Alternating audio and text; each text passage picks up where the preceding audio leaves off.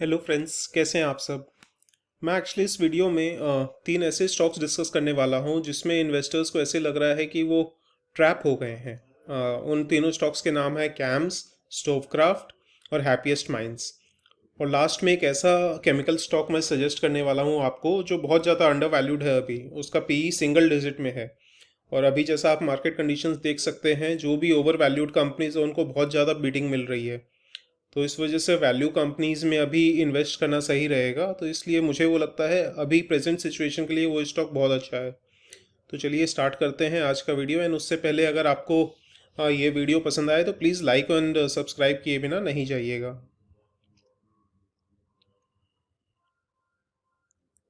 तो सबसे पहले स्टार्ट करते हैं लर्निंग से। मैं एक इकोनॉमिस्ट हूँ, इकोनॉमिक्स स्टूडेंट रह चुका हूँ। तो मैं Adam Smith, John Maynard Keynes से बहुत ज़्यादा इंस्पायर्ड हूँ। इनफैक्ट केन्स की एक लाइन, जब मैं स्टॉक मार्केट में एंटर किया तो एक लाइन से बहुत ज़्यादा इंस्पायर्ड था कि in the long run we are all dead. तो इसका मतलब ये है कि उनका जो फोकस था वो शॉर्ट टर्म पे ज़्यादा था। वो शॉर्ट रन में चाहते थे कि गवर्नमेंट इंटरफेयर करे इकॉनमी को पुश करने के लिए टुवर्ड्स इक्विलिब्रियम। अगर रिसेशनरी प्रेशर्स हो तो गवर्नमेंट आर्टिफिशियली एक्सपेंडिचर ज़्यादा करे ताकि एग्रीगेट डिमांड बढ़ सके एंड शॉर्ट टर्म में जो पेन है वो कम हो सके। तो उसी वजह से मैंने काफ़ी गलतियां भी की ये वाला स्ट्रैटेजी लगा के। फॉर एग्जांपल मैंने ये सोचा कि शॉर्ट टर्म में जो प्रॉफिट बन रहा है बस प्रॉफिट करो और बुकिंग कर लो। जैसे मैंने पहले वीडियोस में भी एग्जांपल दिया है, दीपक नाइट्राइट 1200 पे लेके 1700 पे सेल कर दिया। प्राज इंडस्ट्रीज अराउंड 180 380 185 के लेवल पे लेके 380 पे सेल कर दिया। ऐसे बहुत सारे स्टॉक्स जो फंडामेंटली स्ट्रॉन्ग कंपनीज हैं उनमें प्रॉफिट बुकिंग कर लिया एंड बाद में मुझे फिर एंटर करना पड़ा उन्हीं स्टॉक्स में। तो जो फंडामेंटली स्ट्रॉन्ग कंपनीज हैं, बहुत ज़्यादा ग्रोथ पोटेंशियल है जिनमें, उनको आप लॉन्ग टर्म के लिए होल्ड करिए। फॉर एग्जांपल जैसे आप फिक्स डिपॉजिट है, फिक्स डिपॉजिट अगर आप 5 ईयर्स के लिए करते हैं तो आप रेगुलरली चेक करते हैं उसका कितना बैलेंस हुआ है या कितना इंटरेस्ट एक्यूमुलेट हुआ है। ऐसे ही जो बहुत ज़्यादा स्ट्रॉन्ग कंपनीज हैं उनमें आप डेली बार बार प्राइस चेक करके कोई फ़ायदा नहीं है। आप उसको लेकर छोड़ दीजिए। हाँ, टाइम टू टाइम रिव्यू कीजिए, लेकिन इसका मतलब ये नहीं है कि भाई डेली आप थोड़ा सा 1% 2% 3% या 5% भी डाउन हो रहा है तो आप बहुत ज़्यादा कंसर्न हो जा रहे हैं, टेंशन में आ जा रहे हैं। आप 5 ईयर्स में ये देखिए कि फिक्स डिपॉजिट से जितना रिटर्न मिल रहा है या एवरेज मार्केट से जितना रिटर्न मिल रहा है निफ्टी से, तो उसके कंपैरिजन में कितना स्टॉक रिटर्न्स जनरेट करेगा। आप देखिएगा अगर अच्छे स्टॉक्स होंगे तो एवरेज रिटर्न, चाहे वो फिक्स डिपॉजिट का हो या मे बी मार्केट का ही हो, उससे भी अच्छा रिटर्न्स जनरेट करके ही देगा। तो डेली आप इतना ज़्यादा कंसर्न मत रहिए। आई मीन कोई भी स्टॉक, जैसे मैं पहले भी कह चुका हूँ, एक स्ट्रेट लाइन में मूव नहीं करता। ऊपर जाता है, थोड़ा सा नीचे आएगा, फिर ऊपर जाएगा, फिर नीचे आएगा। ये नॉर्मल है, कोई बड़ी बात नहीं है। मैं पर्सनली किसी भी स्टॉक को सेल कब करना चाहता हूँ, जब या तो उसके फंडामेंटल्स में कोई चेंज आ जाती है या फिर उस सेक्टर को लेकर ही, मैं पूरे सेक्टर को लेकर बेयरिश हो जाता हूँ, जो मुझे ऐसे लगता है कि नहीं, इस सेक्टर में फ्यूचर में ग्रोथ नहीं है। जैसे फॉर एग्जांपल अभी इंश्योरेंस सेक्टर ऐसा है जिसको मुझे अभी लगता है कि अभी फिलहाल 1 to 2 years टाइम फ्रेम में इंश्योरेंस सेक्टर पे मैं बहुत ज़्यादा बुलिश नहीं हूँ। काफ़ी काफ़ी ज़्यादा एक्सपर्ट्स की एंड यूट्यूबर्स की बहुत अलग राय है मुझसे, बट ये मेरा ओपिनियन है। जैसा मैं कहता हूँ कि सही हो या गलत, बट एक ओपिनियन रखना बहुत ज़रूरी है। जो न्यूट्रल रहते हैं उनमें सबसे ज़्यादा प्रॉब्लम लगती है मुझे। इनफैक्ट मेरे लिए एक चीज़ बहुत मायने रखती है कि the biggest risk is not to take any risk at all. अगर रिस्क लोगे ही नहीं तो भैया ये सबसे बड़ा रिस्क है। और उस स्टॉक पे या उस कंपनी के मैनेज जो एग्जीक्यूटिव्स हैं उन पे फ्रॉड एलिगेशंस लग जाती है, या फिर मुझे ऐसे लगता है कि बहुत ज़्यादा ओवर वैल्यूड हो गया है इसलिए, या फिर भाई अगर फंड्स के लिए सेल करना पड़ता है। तो उसके बाद समझते हैं कि सर्किट क्या होता है। Circuit basically upper circuit and lower circuit. Upper circuit जैसे सब जानते हैं, जो भी सेबी की किसी भी स्टॉक को लेकर जो मैक्सिमम प्राइस एक दिन में कितना इंक्रीज कर सकता है उसको अपर सर्किट बोलते हैं। लोअर सर्किट जितना डाउन में जा सकता है। बट आप एक चीज़ समझिए, अपर सर्किट में क्या होता है कि सिर्फ बायर्स होते हैं, सेलर्स नहीं होते। तो इसका मतलब अगर आप कोई भी शेयर अगर अपर सर्किट में है, आप सेल करना चाहोगे तो आपका शेयर सेल हो जाएगा। वैसे ही लोअर सर्किट में ऐसा होता है कि बायर्स नहीं होते, सिर्फ सेलर्स होते हैं। तो उस टाइम अगर आप शेयर बेचना चाहोगे तो शेयर 99% चांस है नहीं बिकेगा, क्योंकि बायर्स ही नहीं है। हाँ, उस वक्त अगर आप लोअर सर्किट में कोई शेयर खरीदना चाहते हो तो आप खरीद सकते हो। हाँ, तो चलिए आज के मार्केट को देखते हैं। निफ्टी 50 आज कंपैरेटिवली बेटर रहा। इनफैक्ट कल भी निफ्टी 50 अच्छा था, आज भी निफ्टी 50 अच्छा था। बट ओवरऑल जो ब्रॉडर मार्केट है, आप निफ्टी मिड कैप 100 देखिए या निफ्टी स्मॉल कैप 100, 0.29 एंड 0.47% से ही बढ़ा है। तो ब्रॉडर मार्केट अभी भी अंडर परफॉर्म कर रहा है, एंड जब तक ब्रॉडर मार्केट बहुत ज़्यादा ओवर परफॉर्म नहीं करता तब तक मैं बुलिश नहीं होऊंगा मार्केट को लेकर। विक्स काफ़ी, वॉलेटिलिटी इंडेक्स काफ़ी कंफर्टेबल है 17.71 पे। सेक्टोरल इंडिसेस देखते हैं, सभी सेक्टर्स ऑलमोस्ट पॉजिटिव में ही थे, सिर्फ PSU bank and Nifty auto हल्का सा मामूली सा नेगेटिव था, बट ओवरऑल ठीक था आज का मार्केट। बट स्टिल जो एडवांस डिक्लाइन रेशियो है निफ्टी का, वो उसमें अराउंड 1000 स्टॉक्स एडवांस हुए, जिसके कंपैरिजन में 1025 के आसपास स्टॉक्स डिक्लाइन हुए। तो ऑलमोस्ट 1:1 का रेशियो था, तो एवरेज रेशियो ही बोलेंगे। अब इस चार्ट से समझते हैं कि अभी मार्केट की क्या पोजीशन है। जैसा आप देख सकते हैं, जो ब्लू लाइन है, ये बेसिकली निफ्टी 50 का जो वो है, निफ्टी 50 की लाइन है। जो पिंक लाइन है वो निफ्टी 50 की पी रेशियो की लाइन है। तो आप देख सकते हैं एक समय पे, जो पिंक लाइन के ऊपर फोकस करिए, एक समय ये 2021 में के आसपास 40 क्रॉस कर चुकी थी। तो इसी वजह से मार्केट बहुत ज़्यादा ओवर वैल्यूड हो गया था। जो सब बोल रहे थे कि मार्केट्स ओवर वैल्यूड हो गया, ओवर वैल्यूड हो गया, एंड इसी वजह से एफआईआईज भी बहुत ज़्यादा सेलिंग करने लगे हैं, एंड अभी भी कर रहे हैं। तो आप वैल्यूएशन पे बहुत ज़्यादा फोकस करना पड़ता है। हाँ, बुल रन में क्या होता है, बहुत ज़्यादा स्पेकुलेशन एंड बबल क्रिएट हो जाता है। कोई भी स्टॉक अगर बढ़ने लगता है तो बस सब रिटेल इन्वेस्टर्स को फोमो हो जाता है, फियर ऑफ मिसिंग आउट। ऐसे लगता है कि ये शेयर बढ़ रहा है एंड मैं नहीं ले रहा, तो बस ले लो ताकि मुझे जल्दी ही कुछ अच्छे रिटर्न्स मिल जाएंगे। बट वो क्या होता है, वो एक समय तक ही काम करता है, उसके बाद वैल्यूएशंस कैचअप करने लगती हैं। तो उसके बाद से आप देखिए, पी रेशियो डिक्लाइन होते होते होते होते अभी अभी अराउंड 23 के आसपास पहुंच गया है। तो अभी काफ़ी कंफर्टेबल लग रहा है मुझे। अब मुझे मार्केट्स ओवरऑल रीजनेबली वैल्यूड लग रहे हैं। इनफैक्ट जो लास्ट 5 ईयर्स का एंड लास्ट 3 ईयर्स या लास्ट 1 ईयर का जो एवरेज पी रेशियो रहा है निफ्टी 50 का, वो उसके कंपैरिजन में अभी उससे डाउन ही है। But overall from the starting देखें तो उससे थोड़ा सा ऊपर है, बट मार्केट सब काफ़ी वैल्यूएशन के हिसाब से रीजनेबल लग रहे हैं, क्योंकि ऑब्वियसली आप देख सकते हैं ब्लू लाइन से निफ्टी 50 यहाँ तक बढ़ा है 18,000 क्रॉस करने के पास तक।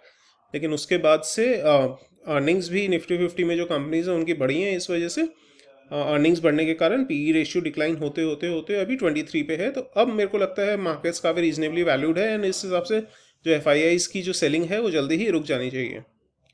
तो चलिए स्टार्ट करते हैं हैप्पीएस्ट माइंड्स से। हैप्पीएस्ट माइंड्स आप देख सकते हैं अभी बहुत ज़्यादा इन्वेस्टर्स ट्रैप्ड हैं उसमें, और ऐसे लग रहा है उन लोग को क्या हो रहा है, और काफ़ी इन्वेस्टर्स ने बहुत ज़्यादा हाई प्राइस में ले रखा है हैप्पीएस्ट माइंड्स। मैं पर्सनली इन्वेस्टेड नहीं हूँ, कंपनी बहुत अच्छी है, इसमें कोई डाउट्स नहीं है।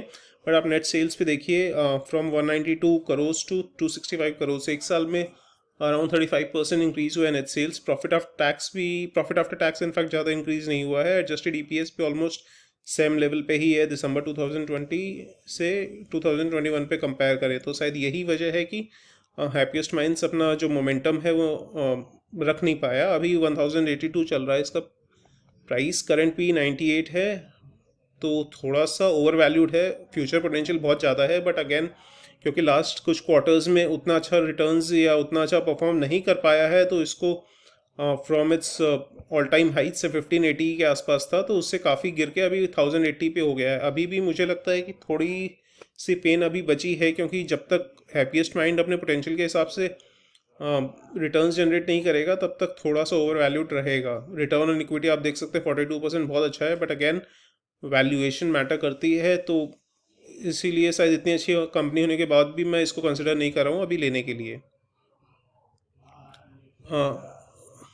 कैम्स को देखते हैं, कैम्स के रिटर्न रिजल्ट्स आजकल में ही आए हैं, इनफैक्ट शायद आज ही आए हैं। तो अर्निंग्स पर शेयर आप देखिए 15 के आसपास है, जो लास्ट क्वार्टर ऑन क्वार्टर तो बड़ी है, but overall year on year basis पे थोड़ी सी कम ही हुई है।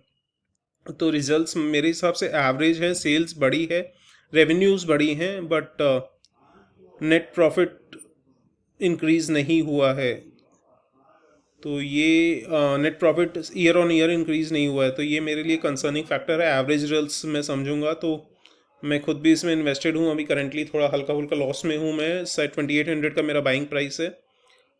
बट कंपनी अच्छी है, इस सेक्टर में ऑलमोस्ट मोनोपली है म्यूचुअल फंड्स वगैरह रजिस्ट्रेशन में, तो अभी मैं इसको होल्ड करके रखूँगा। अनदर कंपनी जिससे मैं बहुत डिसअपॉइंट हुआ वो है स्टॉवक्राफ्ट। स्टॉवक्राफ्ट में आप देखिए नेट सेल्स ऑलमोस्ट फ्लैट थी year on year, and quarter on quarter तो काफ़ी ज़्यादा डिक्लाइन किया, from 362 crore to 297 crore. EPS net profit decline हुआ है, ईपीएस भी ऑलमोस्ट हाफ हो गई है। तो मैं बहुत ज़्यादा डिसअपॉइंटेड हूँ। मैं फ्रैंकली अच्छा रिटर्न्स एक्सपेक्ट कर रहा था इस कंपनी से, अभी काफ़ी लॉस में हूँ। इनफैक्ट 2 दिन में ये शेयर काफ़ी ज़्यादा ऑलमोस्ट 30% शायद गिरा है। अभी पी रेशियो 31 है, ठीक है, बट जो मैंने मैनेजमेंट कमेंट्री पढ़ी इस कंपनी की, उसमें बोला जा रहा था कि एक तो दिवाली इस साल 2020 के कंपैरिजन में 2021 में दिवाली थोड़े से कुछ दिन पहले हो गई, तो उस वजह जो सेल्स है वो बोल रहे हैं कि सेकेंड क्वार्टर के एंड तक ही हो गई, तो थर्ड क्वार्टर में इतनी, यानी अक्टूबर से इतनी सेल्स हुई नहीं। मुझे तो इलॉजिकल लगा ये रीज़न, फ्रैंकली बकवास है। रॉ मटेरियल्स के प्राइस इंक्रीज हुए तो उससे नेट प्रॉफिट्स पे असर पड़ा, बट अगेन ये बोल रहे हैं क्योंकि ये प्राइस इंक्रीज कस्टमर्स को पास ऑन नहीं किए, ये सोच रहे थे कि ये टेम्पोरेरी प्राइस इंक्रीज है रॉ मटेरियल्स में, इसलिए अपने प्राइसेस बढ़ाए नहीं है। अगेन ये मुझे बकवास लगता है। तो मैं अब कम सोच में पड़ गया हूँ इस कंपनी को फ्यूचर में होल्ड करना है या नहीं, बट क्योंकि अभी बहुत ज़्यादा ओवरसोल्ड लग रहा है तो अभी मैं थोड़ा होल्ड करने वाला हूँ। बट अगर थोड़ा सा प्राइस मोमेंटम मिलता है या थोड़ा सा प्राइस इंक्रीज होता है तो मैं शायद लॉस बुक करके एग्जिट कर जाऊँगा। ये मेरी मिस्टेक थी, इसमें कोई डाउट्स नहीं है, क्योंकि मैनेजमेंट जो है उसकी ऐसी कमेंट्री सुनने के बाद हालांकि ये अभी अपने बोल रही है कि डिस्ट्रीब्यूशन एंड एक्सपेंशन कर रही है, डिस्ट्रीब्यूशन सेंटर्स बढ़ा रही है, एंड इलेक्ट्रिक स्विचेस वगैरह में आई है, बट अगेन कमेंट्री मुझे बकवास लगी। ये कोई रीज़न नहीं है इतने ज़्यादा घटिया रिजल्ट्स के। अब लास्ट में ऐसी कंपनी जिसका पी रेशियो बिलो 10 है वो है आईजी पेट्रो। ये कंपनी मैं होल्ड करता हूँ। ये केमिकल्स है, बहुत केमिकल नेम्स हैं तो आप समझ नहीं पाएंगे, बट ये जो केमिकल्स हैं वो plastics, PVC products, paints, dice, food and pharma में यूज़ होते हैं। क्वार्टरली रिजल्ट देखते हैं इस कंपनी के, आप देख सकते हैं दिसंबर 2020 के कंपैरिजन में दिसंबर 2021 में 314 करोड़ से 507 करोड़ हो गई है। प्रॉफिट भी 63 करोड़ से 75 करोड़ हुआ है। ऑब्वियसली मार्जिन्स पे थोड़े प्रेशर हैं, बट ओवरऑल प्रॉफिट इंक्रीज हुआ है। एडजस्टेड ईपीएस भी ठीक है, 20.53 से 24.38 हुआ है, तो ग्रोथ अच्छा है। बट अगेन क्योंकि इस सेक्टर में भी रॉ मटेरियल्स के प्राइस बढ़ रहे हैं तो इस वजह से कंपनी थोड़ी प्रेशर में है। बट अगेन बैलेंस शीट देखते हैं। बैलेंस शीट आप देखिए, टोटल एसेट्स ऑलमोस्ट 59 करोड़ से 1283, ऑलमोस्ट डबल के आसपास हो गई है लास्ट 5 ईयर्स में। बोरोइंग्स ऑलमोस्ट बहुत कम है टोटल रिजर्व्स के कंपैरिजन में, तो बहुत स्ट्रॉन्ग बैलेंस शीट है कंपनी की। मार्केट कैप इस कंपनी का 2200 करोड़ है, पी रेशियो 7.49 का है, तो ये वैल्यूएशन पार्ट के हिसाब से मुझे बहुत अच्छी कंपनी लगी। प्राइस पर बुक वैल्यू रेशियो 2.22 है, रिटर्न ऑन इक्विटी भी बहुत अच्छा है 26% का, करंट प्राइस का 713 है। 52 वीक हाई आप देख सकते हैं 1018 था, तो अभी आप ऑलमोस्ट 300 पॉइंट्स यानी 30% बिलो मिल रहा है अपने 52 वीक हाई से। प्रोमोटर होल्डिंग कांस्टेंट है, एफआईआईज ने रेगुलरली थोड़ी थोड़ी करके अपनी होल्डिंग इंक्रीज की है, बट डीआईआईज ने अपनी होल्डिंग कुछ डिक्रीज की है, तो ये डीआईआईज की होल्डिंग कम करना ये थोड़ा कंसर्निंग है। बट अगेन मुझे लगता है कि कंपनी अच्छे, स्पेसिफिकली जो वैल्यूएशन पार्ट है इस कंपनी का वो बहुत अट्रैक्टिव है। 7.49 पे केमिकल कंपनी मिलना बहुत अच्छा है। एंड शायद रिसेंटली अभी मैंने एक आर्टिकल भी पढ़ा जिसमें बजट में जिसको ये सब जो इसके प्रोडक्ट्स हैं कंपनी के, इनको बनाने में जो की रॉ मटेरियल होता है उसमें गवर्नमेंट ने कस्टम ड्यूटी हटाई है, तो उससे क्या होता है रॉ मटेरियल के प्राइस थोड़े कम होंगे, तो ये एक पॉजिटिव फैक्टर है आईजी पेट्रो के लिए। एंड अगेन वैल्यूएशन के हिसाब से जो ग्रोथ दिखा रही है, specifically net sales regularly increase हो रही हैं, तो इस वजह से मुझे ये कंपनी अच्छी लगती है। एंड मैं शायद मेरा बाइंग प्राइस इसमें सिर्फ 600 का ही है, तो अभी भी मैं प्रॉफिट में हूँ, एंड मैं शायद इसको और ऐड करने वाला हूँ। तो चलिए, कैसा लगा आपको वीडियो ज़रूर से कमेंट करके बताइएगा। एंड डिस्क्लेमर कि ये इन्वेस्टमेंट एडवाइस नहीं है, इस वीडियो का पर्पस सिर्फ लर्निंग और एजुकेशन था। चलिए मिलते हैं नेक्स्ट वीडियो में। Thank you.